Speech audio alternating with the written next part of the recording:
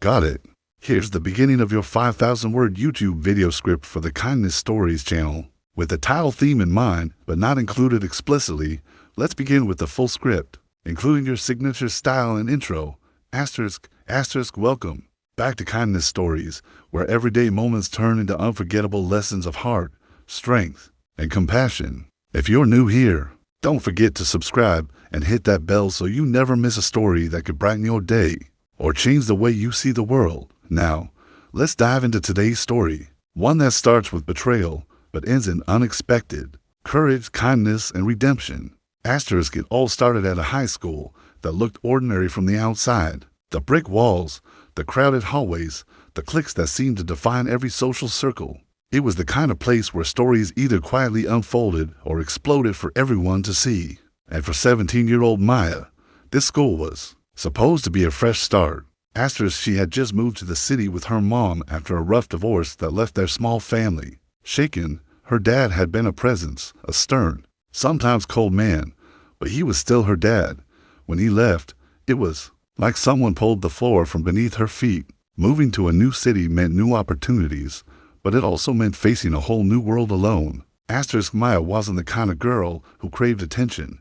She wasn't trying to be popular. She kept to herself mostly, showing up in oversized hoodies, keeping her earbuds in, and hiding behind her books. But there was something about her presence, her quiet confidence, her subtle beauty, her unwillingness to chase after attention, that made her stand out even more. And that caught the attention of the wrong people. Across the school's social hierarchy, one group reigned supreme, a tight-knit crew known for their charm, arrogance, and ruthless sense of humor, led by a guy named Trent. They were the kind of kids who knew they could get away with anything. Their pranks were legendary. Their insults could ruin reputations, and they always picked easy targets, those too shy or too scared to fight back. Trent noticed Maya the first week she arrived. He watched how she sat alone at lunch, how she walked with her head down, how she didn't laugh when he cracked jokes across the classroom. To him, it was a challenge. She wasn't fawning over him like so many others, and that bothered him more than he was willing to admit. So he came up with an idea, a cruel one. Let's pretend I like her, he said to his friends one day. Let's see how long it takes before she falls for it. We'll ask her out in front of everyone, make it a huge deal, then drop the truth on her just to watch her crumble. His friends laughed. They didn't think twice.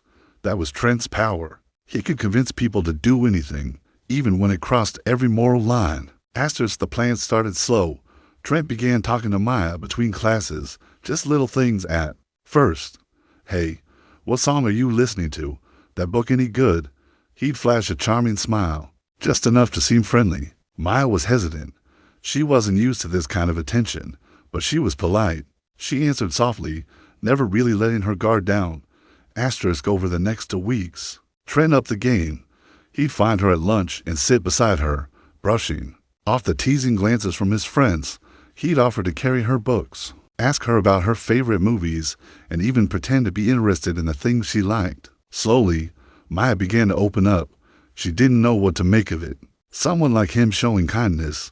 It didn't feel real, but she wanted to believe it could be. Her mom noticed the change in her. Maya started smiling more. She dressed with more care. There was a lightness to her steps, the kind that comes from feeling seen. For the first time in months, she felt like maybe she belonged somewhere. And then came the day of the big ask. Trent waited until lunch, the busiest period of the day. The cafeteria was buzzing, full of chatter and noise. His friends had already gathered their phones, ready to record the moment. Maya was sitting alone at her usual table, nibbling at her sandwich, when Trent stood on top of a chair and called out her name.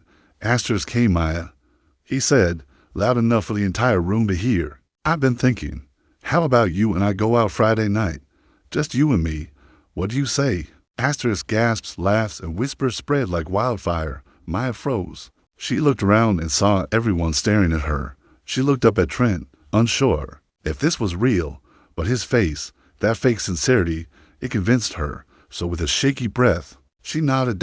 Sure, she said, almost whispering. The cafeteria erupted with cheers and clapping. But Maya didn't know they weren't celebrating love.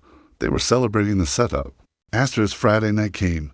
She wore a simple dress her mom helped her pick out. She had even done her makeup for the first time in months. She waited at the restaurant where they were supposed to meet, an hour passed.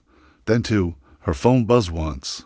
A message from an unknown number. Checked the school Instagram. It read, she opened the app and saw it, a video of Trent and his friends laughing hysterically, replaying the moment he asked her out, followed by clips of them mocking her, calling her naive, calling her a joke. The caption read, got her.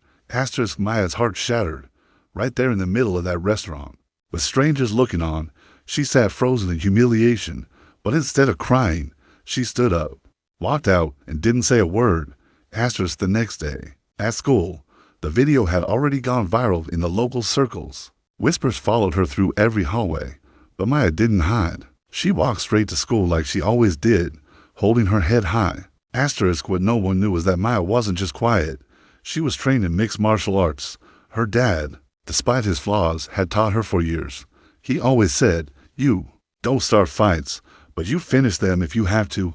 That afternoon, Trent and his friends cornered her in the gym after class.